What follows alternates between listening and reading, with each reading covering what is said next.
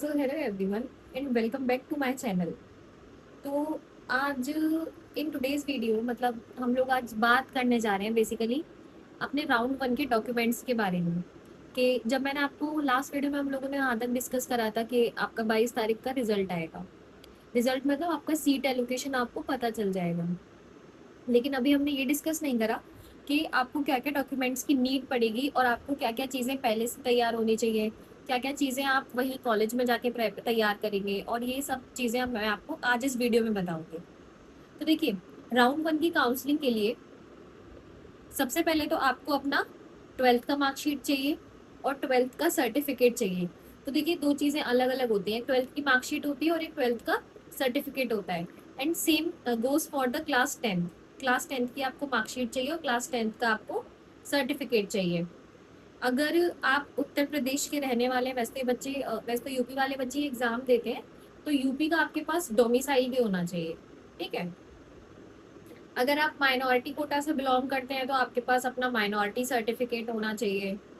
अगर आप कैटेगरी या फिर आप सब कैटेगरी के हैं, आपके पास कोई भी कैटेगरी है, तो आपके पास वो अपना कैटेगरी सर्टिफिकेट भी होना चाहिए। और कैटेगरी सर्टिफिकेट आपका अपडेट होना चाहिए, ऐसा ना हो कि वो कैटेगरी सर्टिफिकेट आपका बहुत साल पुराना हो। तो ठीक है, तो थोड़ा सा वो चीज़ें अपडेट होनी चाहिए। अगला मैं जो पढ़ पा रही हूँ इसमें, अगला इसमें मैं पढ़ पा रही हूँ कि जो आप भी चॉइसेस करेंगे, तो आपको अपनी चॉइसेस को चेक करना है अपने अकाउंट को लॉग आउट करने से पहले। कि आप जब अपना अकाउंट लॉग आउट करेंगे उससे पहले आपको अपनी सारी जो आपने टिक करा है फ्लोट ऑप्शन पे, फ्रीज ऑप्शन पे, इन सारी चीज़ों पे आपको अच्छे से चेक करना है। उसके बाद अपने अकाउंट को वहां से लॉग आउट करना है। ठीक है। अगला आपको मैं जो बता रही थी ऑप्शंस का, तो देखिए आपके पास वहाँ पे तीन ऑप्शंस प्रोवाइड होंगे। सबसे पहला ऑप्शन है आपका accept allotted seat and do not wish to participate in round 2 of counseling, that is freeze। मतलब इसका ये है कि जब आपका 21 तारीख को वहां पे सीट एलोकेशन होगा, तो सीट एलोकेशन के बाद आपके पास तीन ऑप्शन खुल के आएंगे। सबसे पहला फ्रीज होगा, फ्लोट होगा और डिक्लाइन होगा। तो देखिए, फ्रीज का मतलब ये है कि आपको अपना मनपसंद कॉलेज जिसमें आपको सीट एलोकेट हुआ है वो आपको पसंद है, और अब आप राउंड 2 में पार्टिसिपेट नहीं करना चाहते हैं और अब आप उसी कॉलेज में एडमिशन लेंगे। तो इस ऑप्शन को बोलते हैं फ्रीज। मतलब कि आपने वो सीट एक्सेप्ट कर ली है और आपको राउंड 2 की काउंसलिंग में नहीं जाना है। ठीक है। नेक्स्ट ऑप्शन आपके पास खुल के आएगा, दैट इज फ्लोट। फ्लोट का मतलब कि आपके पास जो सीट अलॉट हुई है आपको कॉलेज की, आपको वो भी रखनी है और आपको नेक्स्ट सेकंड राउंड की काउंसलिंग में भी पार्टिसिपेट करना है, और क्योंकि आप उसमें अपग्रेडेशन चाहते हैं। तो ये ऑप्शन आपका होता है फ्लोट का। और आपका ऑप्शन 3 है डिक्लाइन का, कि आप अपनी आपको जो कॉलेज की सीट मिली है वो आप नहीं लेना चाहते हैं और आप राउंड 2 की काउंसलिंग में दोबारा से पार्टिसिपेट करेंगे। ठीक है। और इसमें ये भी लिख रहा है कि अगर आप पर्टिकुलर टाइम पे अपनी सीट एलोकेशन पे नहीं पहुंचे, तो सीट एलोकेट जो हुई है आपको वो आपके हाथ से चली जाएगी। अगली चीज यहाँ पे बता रहे हैं कि जो आपका फ्लोट का ऑप्शन है, फ्लोट के ऑप्शन के बाद आपको राउंड 2 की काउंसलिंग के लिए फिर से रजिस्ट्रेशन करना पड़ेगा, जो कि आपका 500 रुपीज है और नॉन रिफंडेबल है। ठीक है।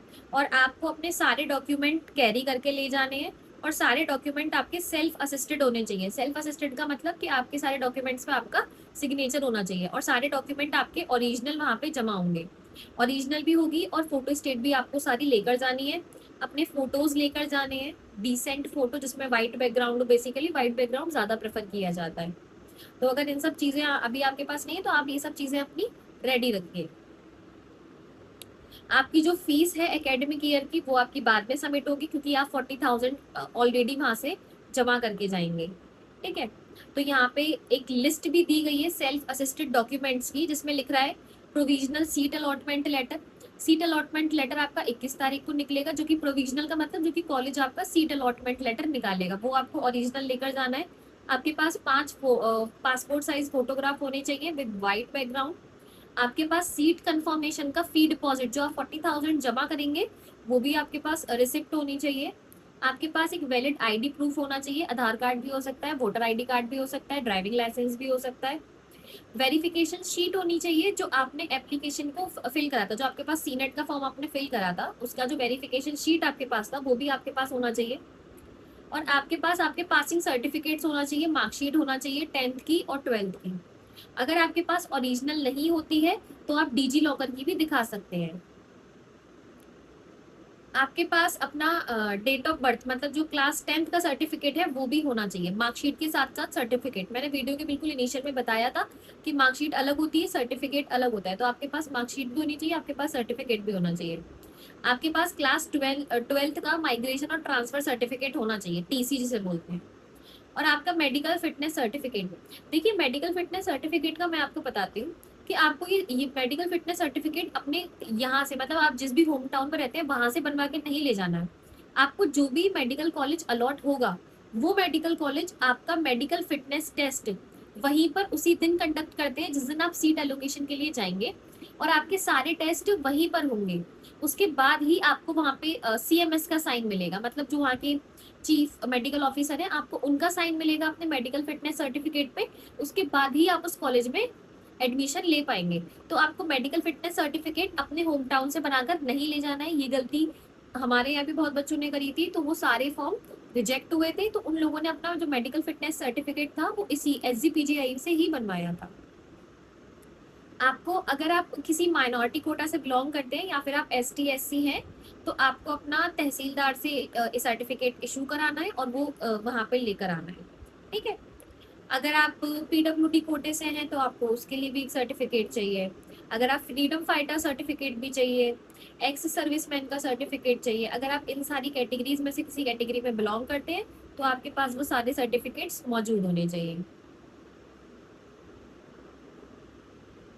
इसमें ये भी लिख रहा है कि अगर आपको सीट अलॉट हो गई और आपने फ्रीज या फ्लोट किसी भी ऑप्शन पे टिक कर दिया और अगर आप कॉलेज नहीं पहुंचे तो आपकी वो सीट आपके हाथ से चली जाएगी और कैंसिल हो जाएगी। ठीक है।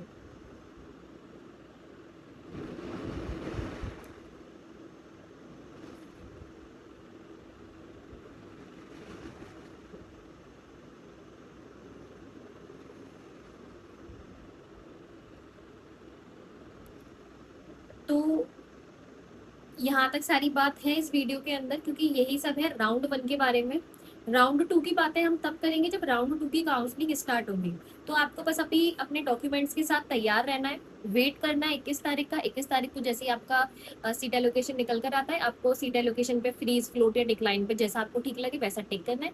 और वैसे भी इसको टिक करने का भी एक ऑप्शन है कि अगर आपको कॉलेज अच्छा लग रहा है तो आप जरूर एडमिशन लीजिए। अगर आपको कॉलेज आपके मनपसंद का नहीं मिल रहा है तो आप लोग उसे डिक्लाइन भी कर सकते हैं। अगर आप चाहते हैं कि आपका कॉलेज अपग्रेड हो जाए राउंड 2 में, आपको ऐसा लगता है तो आप उसको फ्लोट पे भी डाल सकते हैं। ठीक है। तो ये सारी बातें हो गई और ये मैंने सारे आपको डॉक्यूमेंट्स का बता दिया।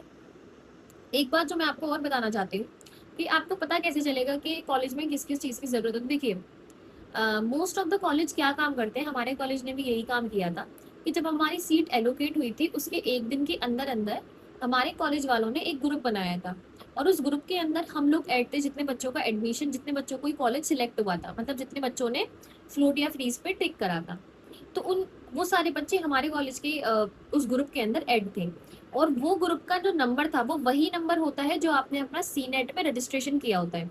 जब आपने सीनेट का फॉर्म फिल किया था उस दौरान जब आपने रजिस्ट्रेशन किया था और जो नंबर आपने यूज किया है उसी नंबर से वो लोग आपका एक ग्रुप फॉर्म करते हैं और वो लोग आपको सारी गाइडेंस देते हैं कि आपको कहाँ आना है, कितने बजे आना है, आपको अपने साथ क्या क्या डॉक्यूमेंट लेकर आने हैं, आपके पास कौन कौन से एफिडेविट होने चाहिए। जब आप यहाँ पर आएंगे तो आपको वो बहुत सारे एफिडेविट भी चाहिए, आपको एक कैरेक्टर सर्टिफिकेट चाहिए अपने स्कूल का।